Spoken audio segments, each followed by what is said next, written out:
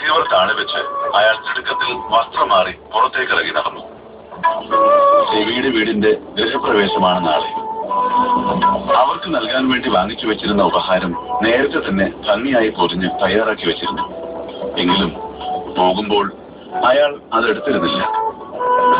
നടത്തത്തിന് വേഗത കൂടുതലായിരുന്നതിനാൽ പെട്ടെന്ന് തന്നെ അയാൾ കവലയിലെത്തി.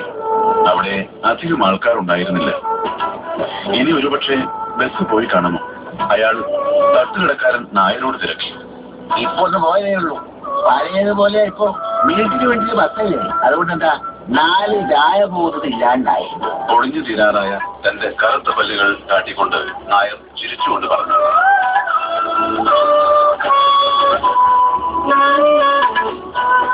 അയാൾ റോഡിലേക്ക് ഇറങ്ങി 2 ഭാഗത്തേക്ക് നോക്കിക്കൊണ്ട് എന്തോ ഒരുവൃത്തു. പിന്നെ തട്ടുകടയ്ക്ക് മുന്നിലെ നടുപൊടിഞ്ഞ ബെഞ്ചിൽ വന്നിരുന്ന് അയാൾ ഒരു ചായക്ക് ഓർഡർ ചെയ്തു. ചായ എടുക്കുമ്പോഴേക്കും അയാൾ അതുവഴി വന്ന ഓട്ടോയിൽ കയറിയിരുന്നു. അതിൽ മറ്റാരും ഉണ്ടായിരുന്നില്ല. നായർ ചായയുമായി വരുമ്പോഴേക്കും അയാൾ ഓട്ടോയിൽ കയറി പോയി കഴിഞ്ഞിരുന്നു. സീറ്റിലേക്ക് ചാരിയിരുന്ന അയാൾ വർഷങ്ങൾക്ക് മുൻപ് പരിചയപ്പെട്ട രവിയെയും കുടുംബത്തെയും കുറിച്ച് ഓർത്തു പോവുകയായിരുന്നു.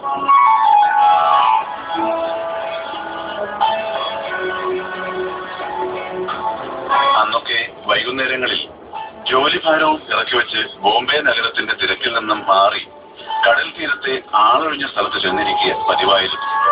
അപ്പോഴൊക്കെ മരത്തിന്റെ എല്ലാ തീക്ഷ്ണതകളെയും കടലുകൾ കൊണ്ടുപോകുന്നതായി അയാൾക്ക് അനുഭവപ്പെട്ടിരുന്നു. അതുകൊണ്ടാണോ എന്തോ അയാൾ കടലിനെ അത്രമാത്രം സ്നേഹിച്ചിരുന്നു.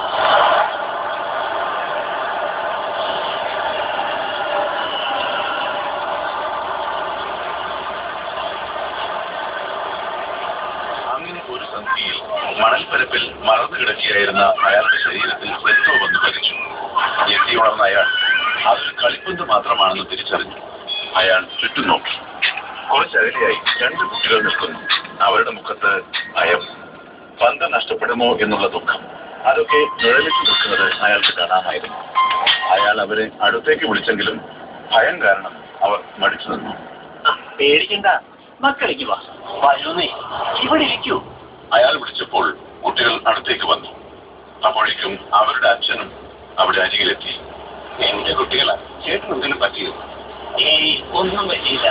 അവര് കളിക്കുമ്പോ പന്ത് എന്റെ ദേഹത്തൊന്നും തട്ടി, അത്രേ ഉള്ളൂ. എവിടെ നോക്കിയാലും നീയൊക്കെ പന്ത് കളിക്കുന്നത്? ഏയ് വേണ്ട, കുട്ടികളല്ലേ അവര്, പറന്ന് നടക്കേണ്ട പ്രായം. അവരോട് വെറുതെ ദേഷ്യപ്പെടല്ലേ.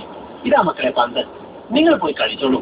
പന്ത് വാങ്ങിയ കുട്ടികൾ വീണ്ടും അവരുടെ ലോകത്തിൽ കളി തുടർന്നു. കുറച്ചു നേരത്തെ സ്നേഹ സംഭാഷണങ്ങൾക്ക് ശേഷം മക്കളെയും കൂട്ടി രവി തിരിച്ചുപോയി. അയാൾ ഓർത്തു, എന്നും വരാറുള്ള രവിയെയും കുട്ടികളെയും എന്തുകൊണ്ട് താൻ ഇതിനു മുൻപ് കണ്ടില്ല? അയാൾക്കാണെങ്കിൽ കുട്ടികളോട് വല്ലാത്ത സ്നേഹം തോന്നി. സ്വന്തമായി ഒരു കുഞ്ഞിക്കാല കാണാനുള്ള ഭാഗ്യം ഇല്ലായിരുന്നത് കൊണ്ടായിരിക്കാം അങ്ങനെ.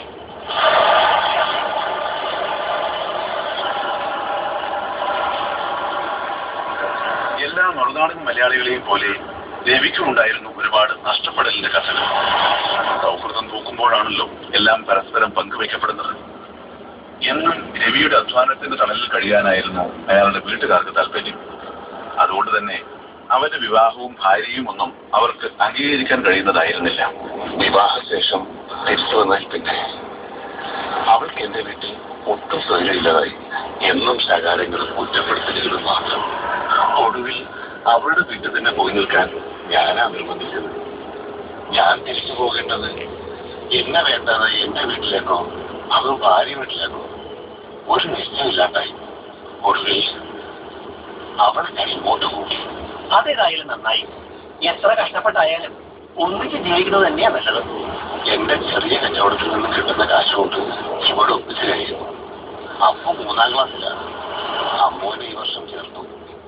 കുട്ടികളുടെ വിദ്യാഭ്യാസം എല്ലാം കൂടി ആകുമ്പോൾ ഇനിയിപ്പോ എന്താ പരിപാടി? ഒരു ദിവസം തിരിച്ചു പോയിട്ട് വന്നാൽ ഒന്നും മിച്ചം കാണില്ല. എങ്കിലും എങ്ങനെയെങ്കിലും ഒരു വീട് വെക്കണം. തിരിച്ചു പോകണം. വിഷമിക്കാതെ എല്ലാം ശരിയാവുന്നേ. അയാൾ രവിയെ ആശ്വസിപ്പിക്കാൻ ശ്രമിച്ചു.